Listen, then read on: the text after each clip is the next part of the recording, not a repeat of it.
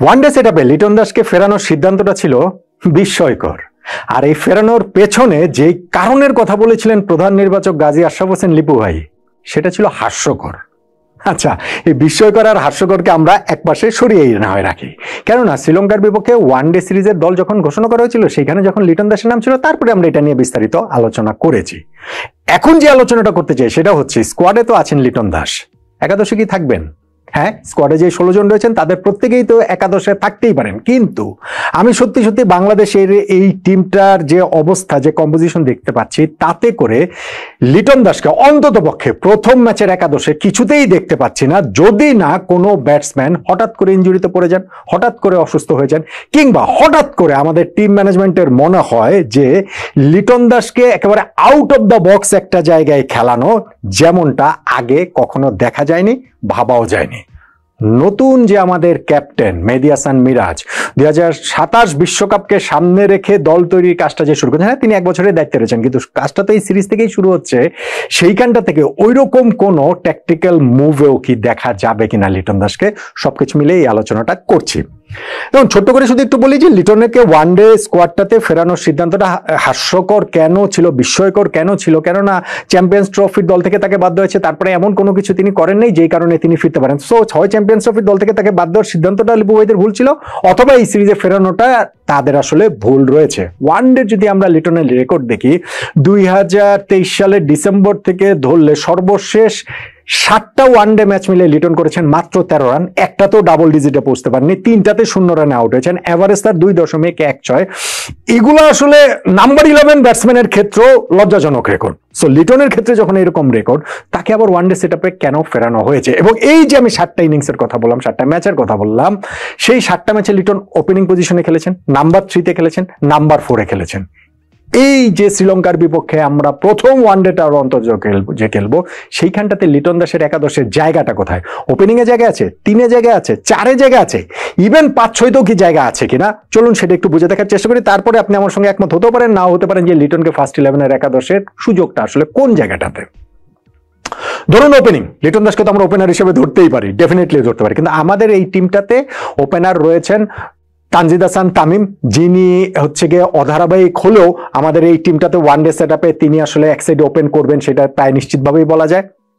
আছেন এই জায়গাটাতে পারভেজ হোসেন ইমন, যিনি এখন পর্যন্ত ওয়ানডেতে তার ডেবু হয়নি, কিন্তু তাকে এই জায়গাটাতে নেওয়া হয়েছে। আছেন এইখানটাতে নাইম শেখ, যিনি প্রায় 2 বছর পর ওয়ানডে টিমটাতে ফিরলেন এবং তার ওয়ানডে রেকর্ডটা মোটেও ভালো নয়। যে ম্যাচগুলো তিনি খেলেছেন, স্পেশালি তার ওই যে 60 স্ট্রাইক রেটে যে তার ব্যাটিং, ওই জায়গাটাতে তিনি উন্নতি করতে পারেন কিনা সেটা দেখার বিষয়। এই 3 জনের বাইরে গিয়ে কি লিটন দাসকে ওপেনার হিসেবে খেলানোর কোনো সুযোগ রয়েছে? চাইলে তো খেলাতেই পারেন, তাহলে নাম্বার 1 ওপেনার হিসেবে আপনি খেলাতে পারেন, কিন্তু তাহলে আবার প্রশ্ন উঠবে যে সিলেকশন প্যানেল কোন টিম দিল যেখানটাতে 3 জন ওপেনার থাকার পরও 4 নাম্বারটাতে যে মানে লিটন সতাল কি 4 জন ওপেনার আমরা সিলেক্ট করেছি আমাদের এই দলটাতে। আপনি তো শান্তকে ওই জায়গায় ধরতে পারেন, যেহেতু শান্ত লাস্ট ম্যাচটাতে ওপেনিং এ খেলে নিউজিল্যান্ডের পক্ষে চ্যাম্পিয়ন্স ট্রফিতে 77 রানের একটা ইনিংস খেলেছেন। আচ্ছা, আমি শান্তকে বাদে দিলাম। সো লিটনকে এই জায়গায় ওপেনার হিসেবে সিলেক্ট করার কোনো কারণ আছে বলে আমার কাছে মনে হয় না, অন্তত পক্ষে আপনি যখন স্কোয়াডটাতে দেখবেন। ফলে ওপেনিং এ লিটনের কোনো চান্স নাই।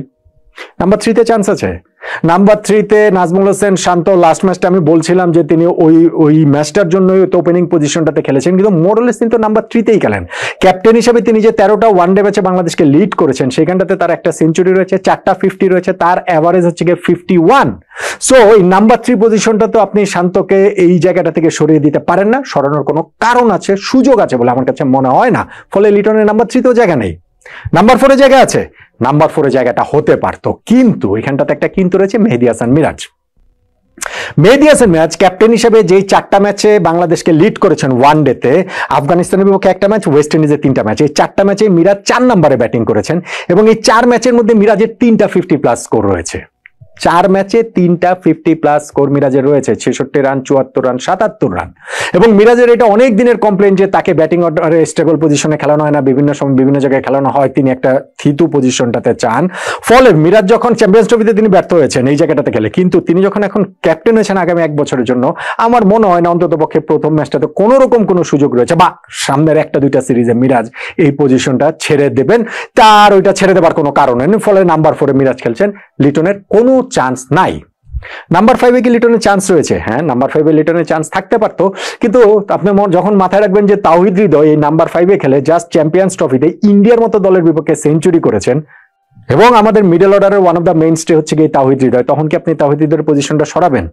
আমি তো ভাই কোনো সুযোগ এই জায়গাটাতে দেখি না। নাম্বার 6-এ কি আপনি খেলাতে পারেন? জাকের আলী অনেক, যিনি এই পজিশনটাতে মোর অর লেস খেলছেন, এই 6-7 এই জায়গাটাতেই তো তিনি খেলছেন।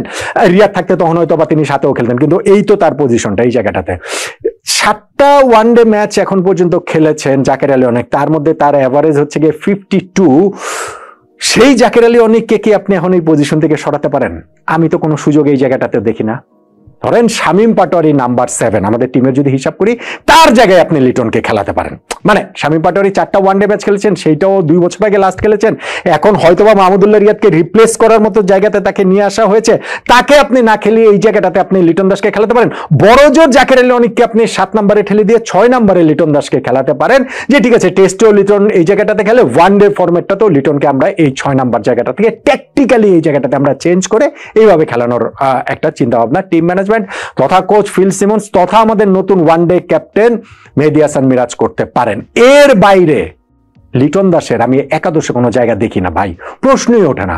ওপেনার 3 জন, পারভেজ ইমন, তানজিদ তামিম, নাইম শেখ, সুযোগ নাই লিটনের। নাম্বার 3 নাজমুল হোসেন শান্ত, সুযোগ নাই। নাম্বার 4 মেহেদী হাসান মিরাজ, সুযোগ নাই। নাম্বার 5 তাওহিদ হৃদয়, সুযোগ নাই।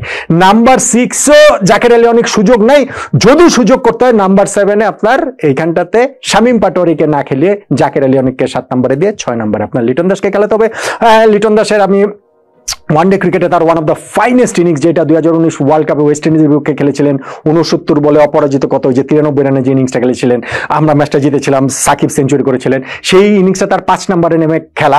সো এখন যদি লিটন আবার সেই 5 পর্যন্ত আমি সুযোগ দেখি না, ইনফ্যাক্ট 6 নম্বর টেস্টের মতো করে যদি 6-7 যদি লিটন খেলে নতুনভাবে, যদি তাকে টিম ম্যানেজমেন্ট এই জায়গাটাতেই কাজে লাগাতে চায়, সেই ক্ষেত্রেই কেবলমাত্র আমি শ্রীলঙ্কার বিপক্ষে প্রথম ওয়ানডে ম্যাচে একাদশে লিটনের সুযোগ দেখি, নইলে একাদশে ফার্স্ট ম্যাচটাতে অন্ততপক্ষে আমি লিটন দাসের কোনো রকম কোনো সুযোগ আসলে দেখতে পাচ্ছি না।